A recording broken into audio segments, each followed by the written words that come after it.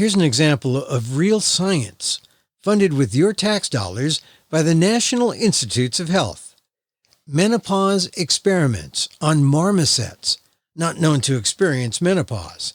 And the experiment's control group? Male monkeys, also not known to experience menopause. It's passing as legitimate science at a major university. Where? That's a $4 million question. Next on the PETA podcast.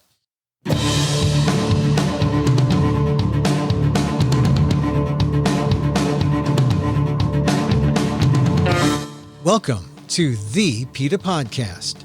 I'm Emil, your host for this inside look at animal rights, brought to you by PETA, the largest animal rights organization in the world. On today's episode, we thought when we talked about marmoset experiments at UMass Amherst in 2021, it was pretty bad, but it's reached a new low.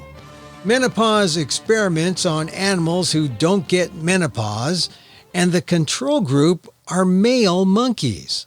I know it doesn't make sense, but NIH, the National Institutes of Health, funded it to the tune of $4 million. It's an example of how the grant system works in America, where NIH gives out billions of dollars, much of it useless research that's an unethical waste, and often results in animal death. It's the reason PETA is suing UMass to get access to public info to expose and end the marmoset studies. To explain how the bad science of the UMass menopause experiments gets funded in the first place, I talked to PETA's Katherine Roe, chief of the Science Advancement and Outreach Group at PETA's Laboratory Investigations Department. Here's our conversation on the PETA podcast. Welcome, Dr. Roe. Thank you for having me back. Well, first of all, I understand you have a new title. You're chief. I am chief of PETA's relatively new Science Advancement and Outreach Division. Yes. Yeah.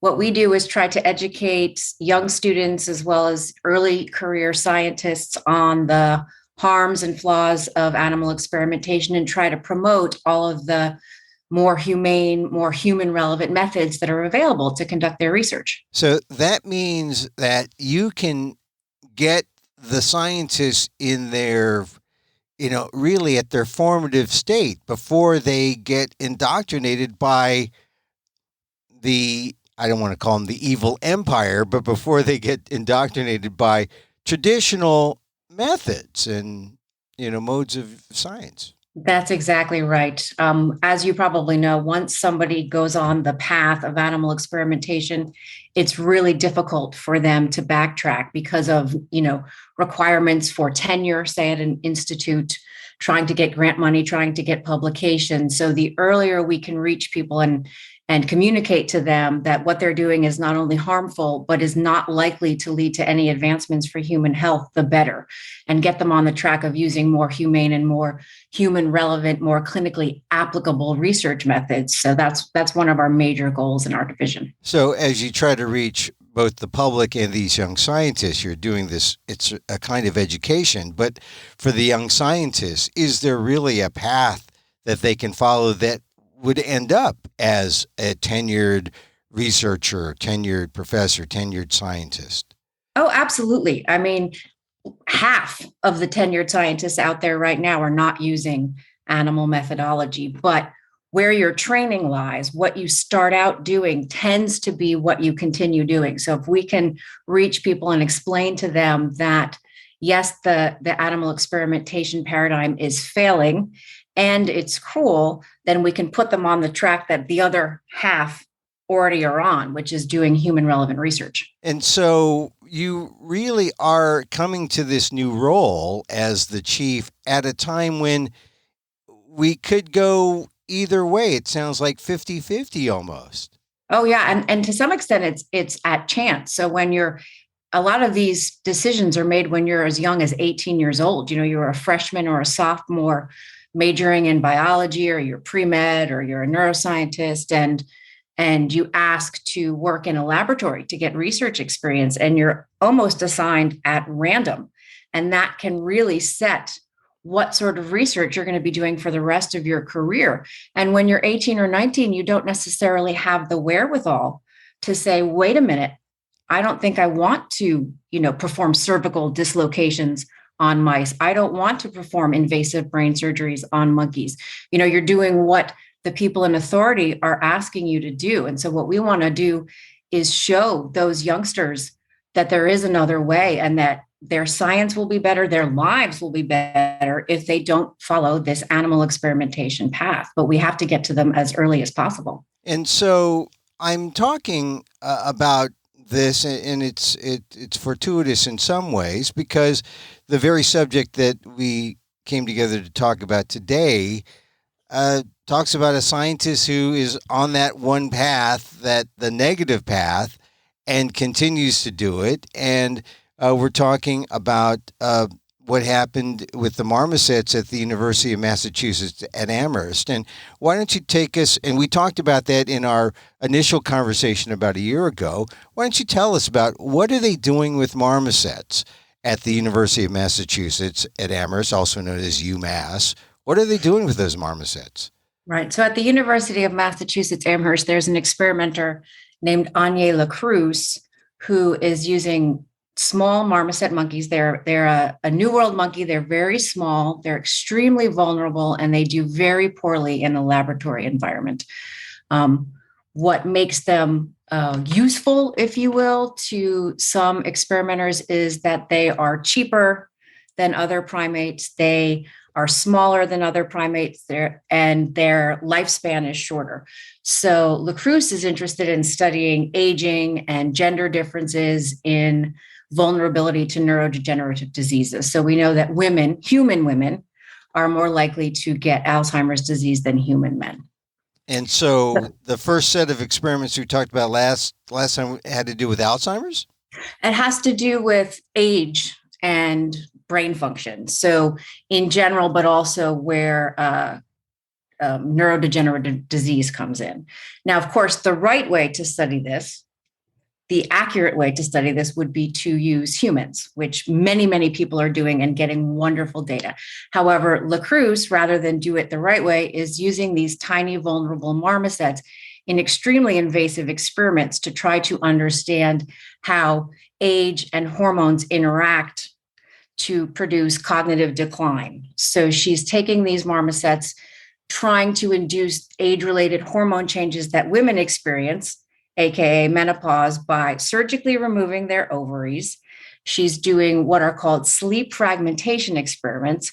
So she's waking these marmosets up every 12 minutes, multiple times a night to create a sleep deprivation situation.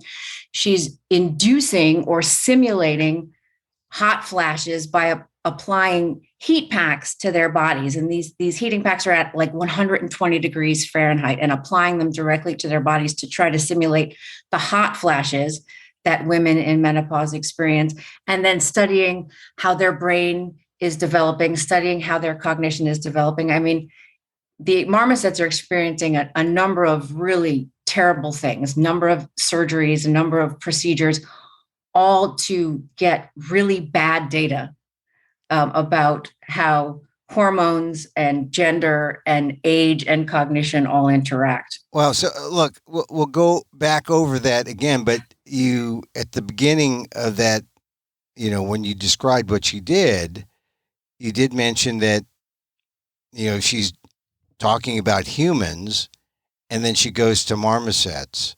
And I think that's kind of the basic crossroads, right? That's the first crossroads. The first bad step, yes. That a scientist faces. Why didn't she go human as opposed to marmosets? Because her background, her training is in working with non-human primates. And this is something we see time and time again. And rather than study humans, which would be the right way to do it, she's doing what she's been trained to do, which is work with non-human primates. Now, I think it's critical to point out here that marmoset monkeys do not experience menopause. They do not respond to changes in hormones like estrogen the way that humans do. So if you want to understand, say, how somebody like me, who is a female, how over the course of my lifespan, hormones are affecting my cognitive abilities, how they might put me at risk for, say, developing something like Alzheimer's disease. You couldn't pick a worse animal than marmosets because they respond completely differently to something like estrogen. And what that's created is a situation where La Cruz has to subject these marmosets to all of these procedures just to try to get something comparable to what human women experience. So human women experience sleep deprivation during menopause. They sometimes experience what is called a cognitive fog. Hot flashes, of course, is something that you'll hear about. Marmosets don't experience any of that. And that's why we see her, one, surgically removing their ovaries, two, inducing sleep deprivation with these loud noises repeatedly over their nighttime, the application of these hot packs, and she's giving them hormone manipulating drugs. And she's still not getting marmosets to show symptoms of human menopause. So the fact that this model isn't working just makes what she has to do to the marmosets worse, because she keeps trying all these different things and it's not working. Yeah, I mean, maybe the marmosets don't like the loud noise. I mean, forget about the menopause or whatever. This is a loud noise experiment using marmosets, but she's not looking at that, and so the value would seem to be fairly minimal. If first, or actually, it seems that she's making her the experimentation, or she's making her job harder by having to recreate these conditions. Like, absolutely. Yeah, when you mentioned the heat pack, that just sounds crazy that you have to induce heat first to. It's ridiculous. It's so ridiculous that it's almost hard to convey how ridiculous it is when you think, why would somebody go through the process of buying these monkeys, holding them captive, and then almost desperately trying to induce human-like menopause symptoms in them, knowing that they're not a good model for human menopause. And yet this is what she's doing. Here's the glitch. She's gotten more than $4 million from the National Institutes of Health to do it. That's pretty motivating if you're a researcher at a university. The fact that her data will never, ever help humans almost becomes irrelevant because the NIH is continuing to fund this. However ridiculous anyone, I'm a neuroscientist, but anyone can see that using an animal that doesn't experience menopause, doesn't have age-related changes similar to humans, and having to do all of these horrible things to these poor monkeys, it's absurd. And yet the NIH is funding it. All right. So now I have to allow a second or two for our audience to pick their jaws off the ground here. $4 million is a lot of money, but I guess that's a lot, not just a motivating factor, but it also gives you a lot of money to heat up the marmosets and to make the conditions bad for the marmosets to create a situation where you may be able to begin to do science. So does a lot of that money go straight into torture or go straight into her pocket?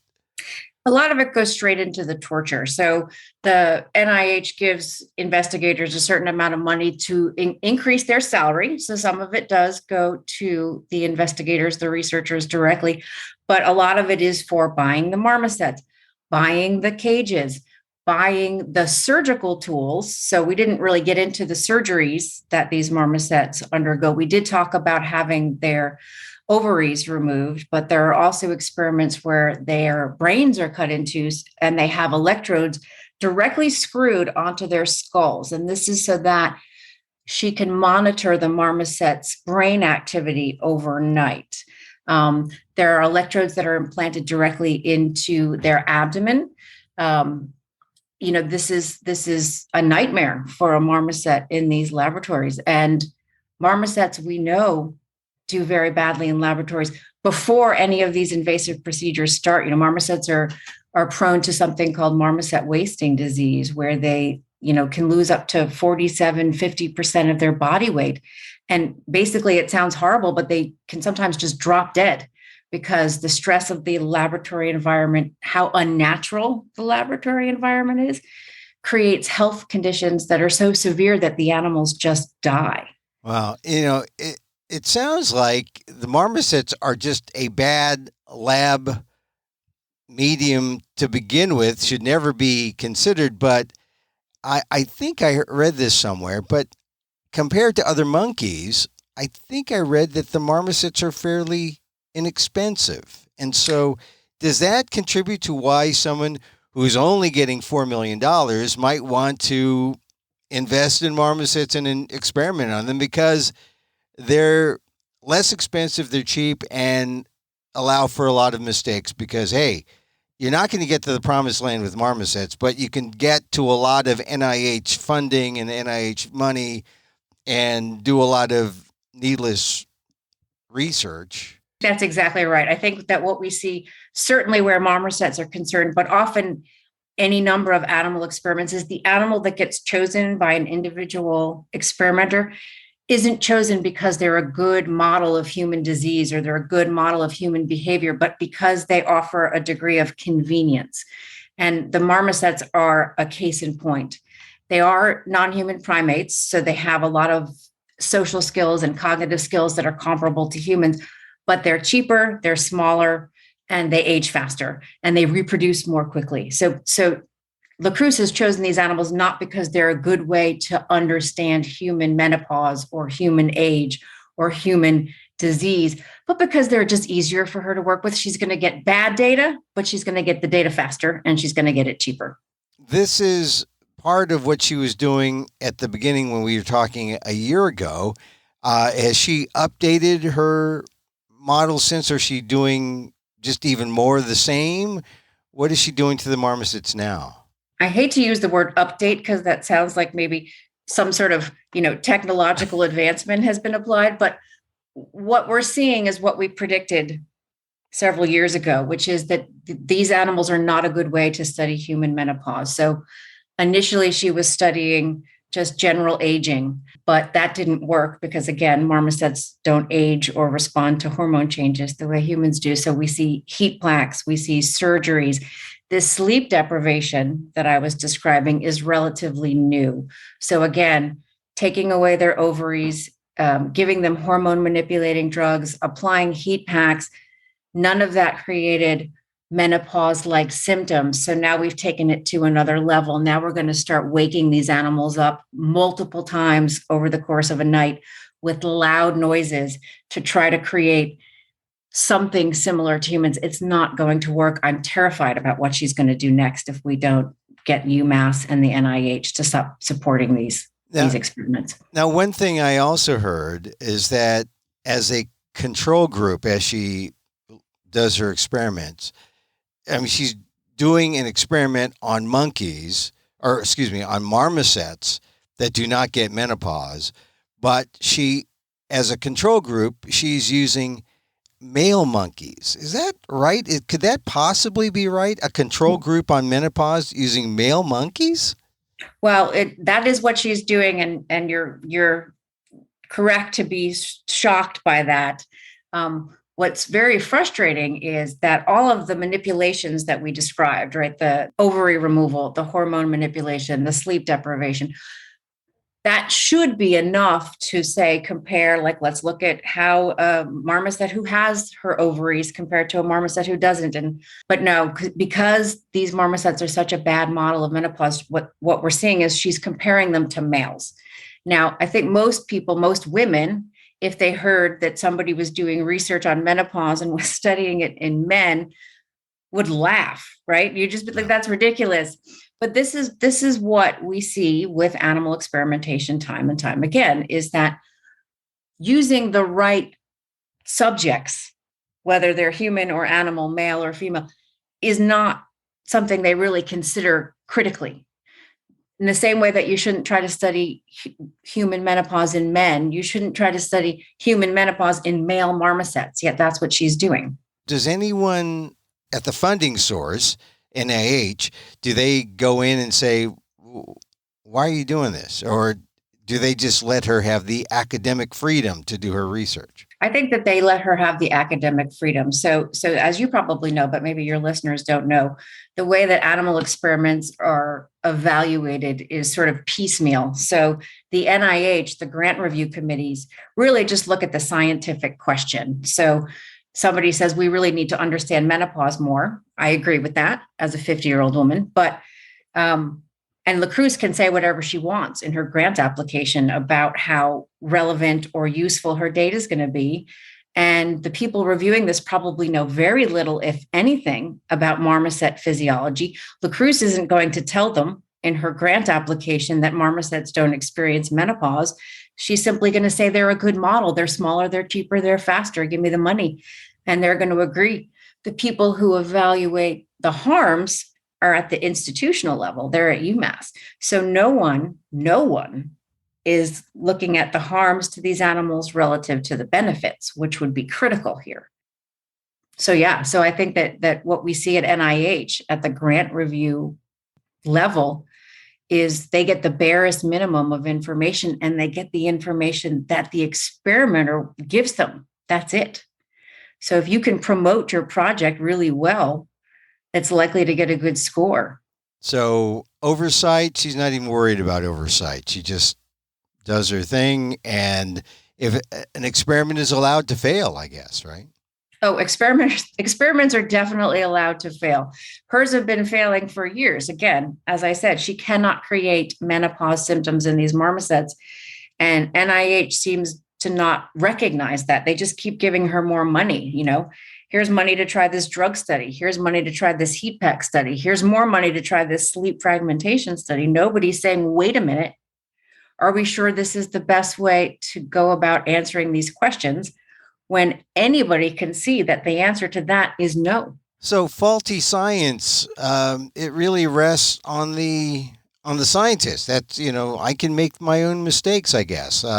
Or can someone say, hey, look, you're looking at something and here's a human path, and this is a better way, to get at that question.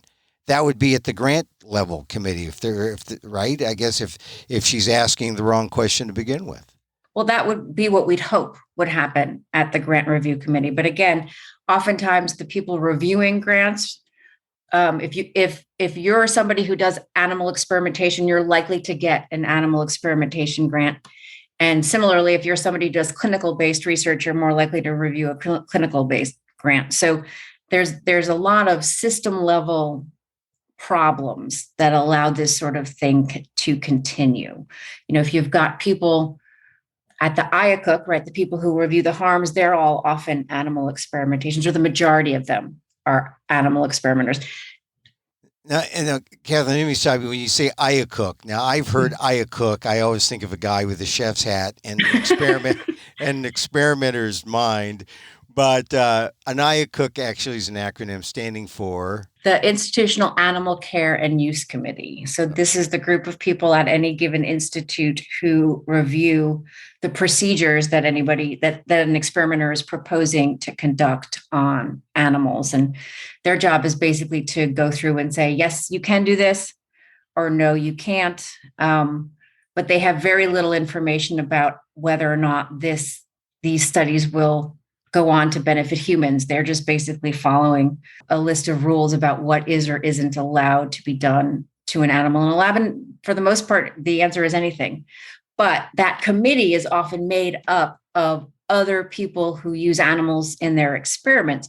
So there's, likely a bias in terms of how likely these people are to say yes or no, because they're all just as entrenched in these animal experiments and this sort of paradigm of using animals to try to study humans. And also it's they're part of the university too, right? Or are they outside the university?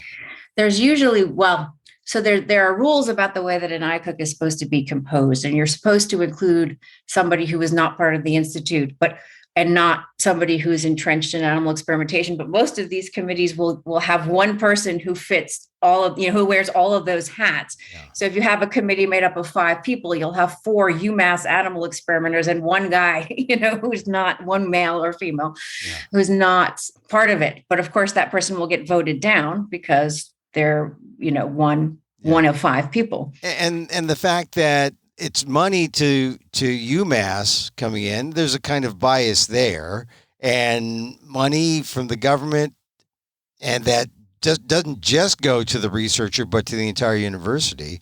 That seems to be kind of like the way the gravy train works at the level of this kind of science. Yep, that's right. And again, remember that the same people who were reviewing, let's say, Lacroix's protocol, Lacroix could be reviewing theirs. So there's also a little bit of I scratch your back, you scratch mine, right? If you are very stringent about what you allow one of your colleagues to do, they could turn around and do the same to you. So there's a lot of, I'm not sure quite what the word is, but there's a lot of, like I said, entrenchment, and there's a lot of politics, and there's a lot of factors that have nothing to do with animal welfare and have nothing to do with science. It's a lot of it is about university politics. As you said, the university gets a certain percentage of the grant money for their buildings and maintenance. And so they're invested in keeping that grant money coming in, regardless of what it's going to or how useful that will be for benefiting human health. It's still money. The word that comes to mind is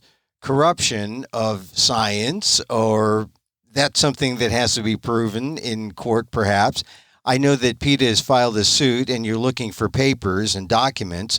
What kind of documents are you looking for, and how can it help stop these kind of experiments? Well, some of the information we've requested and weren't given were videos from inside this laboratory. So there are several procedures that are going on that have been videotaped, and we would like to be able to share those with the public, because, as you know, what the public is told about animal experimentation is sugar-coated, to say that, to use it the nicest term, but it's hidden behind closed doors. And we would like people to get a real view of what these animals are going through in the laboratory, so that the public can judge for themselves whether they think this is really ethical. And we were denied those. We were told that the videos were proprietary information, despite the fact that they've already published this work. We also requested the specific protocols that were approved by the UMass IACUC, so we could get a better understanding of exactly what these marmosets are being subjected to in this laboratory.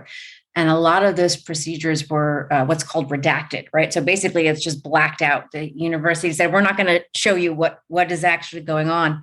And again, they made the argument, well, this is proprietary. We don't want other animal experimenters to know what we're doing, because they might steal our ideas, our dumb ideas, but nevertheless. And yet a lot of these procedures, again, had already been published. So calling them proprietary is questionable. I think what we're really looking at, and I can only guess this, of course, but what I suspect is that they simply don't want the public to know. And they know they know that PETA is going to show the public what these animals are going through, and show them what exactly they're being subjected to in this laboratory. Well, it's important that the public knows, because the public is paying for them through the grant money that comes from NIH, the National Institutes of Health, taxpayer dollars. Can any of these experiments be done with human volunteers? Can any of these experiments bypass animals 100% and get better science for mankind? All of these experiments can be done with human volunteers. All of these experiments are being done with human volunteers, or have been done with human volunteers. So many good researchers, clinical researchers, people who work with human volunteers, are studying menopause in women, either longitudinally, meaning studying women from the pre-menopause through the perimenopause to postmenopausal, and looking at brain activity, looking at brain structure, cognition, hormone levels. Even the sleep deprivation experiments have been done with human volunteers. So literally nothing that Lacroix is doing invasively in marmosets hasn't been done in humans, or isn't already being done in humans. Well, and yet we're wasting $4 million and killing a bunch of innocent marmosets so that this one investigator can keep getting published. I mean, that's what's happening. And I understand that this researcher she's in her 40s or 50s. I mean, she's not so beholden to the process that she could switch. I mean, she's still young enough to switch, but this is what she knows. And this is kind of, I guess this is what you see in the research community. There's people who just, I was taught this way, I'm going to do it this way. And other people are just to prove her methods, and because that's the way it's been done, it seems. No, that's exactly what happens. Now, any researcher at any stage of their career can transition. It's just it's easier the earlier you do it, because you haven't built all this infrastructure around yourself. But anybody can do the right thing at any time during their career. What's happened over, I don't want to try to guess how many years, but you mentioned the corruption of science, and obviously that word is one we use cautiously. But what has happened with science is that the benchmark for being successful as a scientist, as a biomedical researcher, is no longer benefiting human health. It's no longer finding answers that can easily translate into a clinical application. The benchmark is now grant money and papers in journals, getting your research published in a journal. Now, that might have been a long time ago a good measure of progress. But what's happened is that now that's the only measure. People no longer look reflectively on their own work and say, hey, have I actually benefited the field? Have I discovered anything that's useful for humans? Has anything I've done translated into a health benefit? All they look at is, well, I've gotten 4 grants from NIH. I've gotten 10 publications. And so what's happened is that science is no longer about benefiting humans. It's about getting that grant money and getting that publication. And so until we change that, we're going to see people like Lacroix doing useless research, harmful research on marmoset monkeys. Yeah, it seems like they end up asking these questions that are really totally academic, that have no value outside except to be published in a journal that no one will read except peers. And it ends up being a kind of an insular exercise. It becomes a kind of academic game that I suppose, English majors and historians, they do the same kind of things, but no one gets killed. Well, I think that's the key is the problems we're describing in the biomedical research system do transcend whether you're using animals or whether you're using humans. But as you said, the ethical considerations go up considerably when you're talking about somebody's life or death. When you're talking about the fact that animals are being harmed and killed, you would like to hope that the greatest amount of scrutiny was given to the sort of experiments that Lacroix is doing, but that's simply not the case. What we've got are experimenters who develop, like you said, a sort of niche, right? Lots of people are studying menopause. This particular experimenter has created a little niche for herself where she's doing it in marmoset monkeys. Now, it's not going to benefit anybody. It's not going to answer any questions validly, but the university says, well, we've got our marmoset experimenter, and the NIH says, well, we'll fund that. And so there's no motivation for her to change. Until maybe there's public pressure or people know or see. Yes, I think that's right. I think that public pressure is key, and it would be nice if there were more scientific pressure, because for every $1 million that Lacroix gets for these, quite frankly, worthless studies with marmosets, there's an experimenter who has a really good idea about how to help women who are going through the menopausal transition and struggling, and they're not going to get funded. We have to remember that the NIH, we hear $42 billion, and you think, well, that's a lot of money. But there are so many good research projects out there that aren't getting funded because somebody like Lacroix is, so it's the waste of money, the harms to the animals, the useless and potentially misleading data that she's producing, and what research didn't get funded. Yeah. that because of her. There's a whole cascade of problems that start right here in this laboratory at UMass. Yeah, the opportunity cost. Yeah. Well, look, Katherine, once again, thank you for enlightening us on what's happening at that Marmoset lab at UMass and Amherst, and how it's confounding that they continue to get money. But I guess it shows how important the work in front of you in your new role as the chief, what, in outreach? What is it? Yes, the Chief of Science Advancement and Outreach. Thank you. Yes. And one of the things that we're doing, of course, and I'm sure you've talked about it with other people at PETA, is PETA's Research Modernization Deal, which is, of course, our plan to redirect funding that's going to useless animal experiments towards the sort of more human relevant methods that are already available.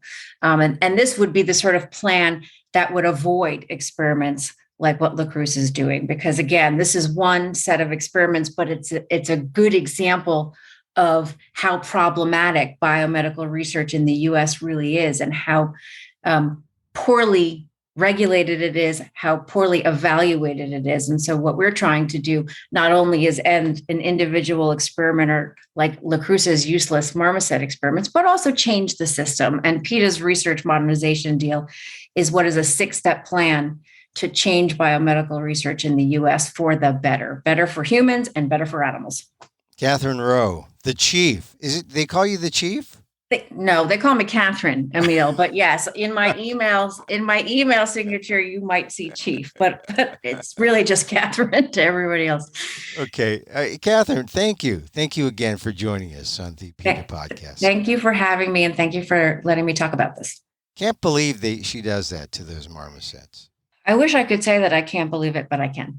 At some point you get to a point where you nothing shocks me anymore. One of the things I haven't figured out, Emil, how to tackle is NIH will put out what's considered a funding award announcement, right?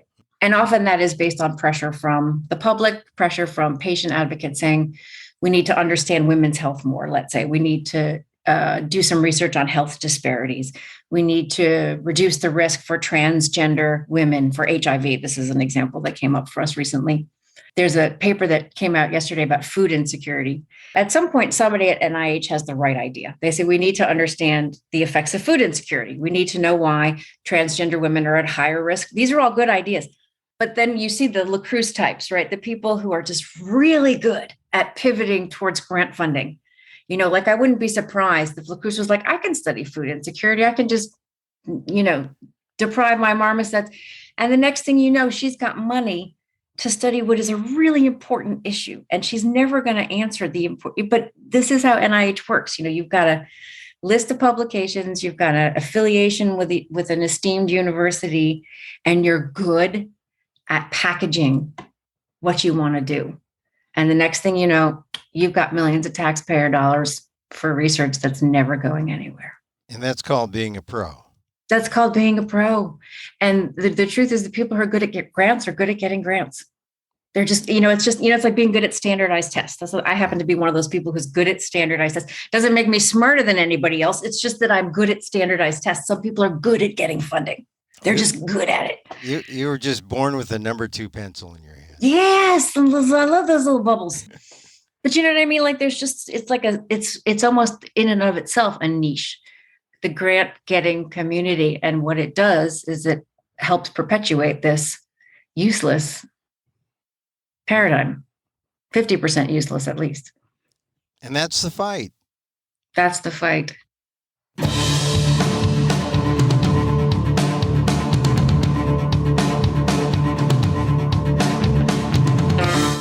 PETA's Katherine Roe is chief of the Science Advancement and Outreach Group at PETA's Laboratory Investigations Department.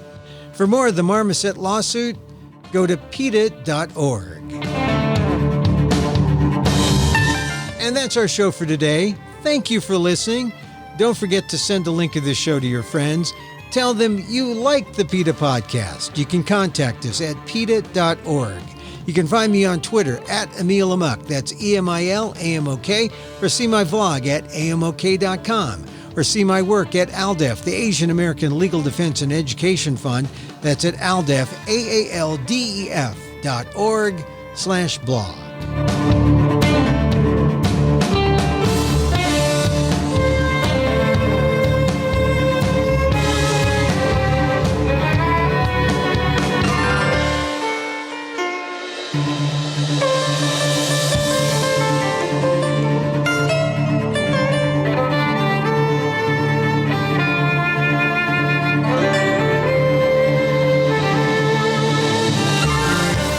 Once again, thank you for listening. Check out all our episodes on your favorite podcast app or on Apple Podcasts, where you can subscribe to as well as rate and review the show.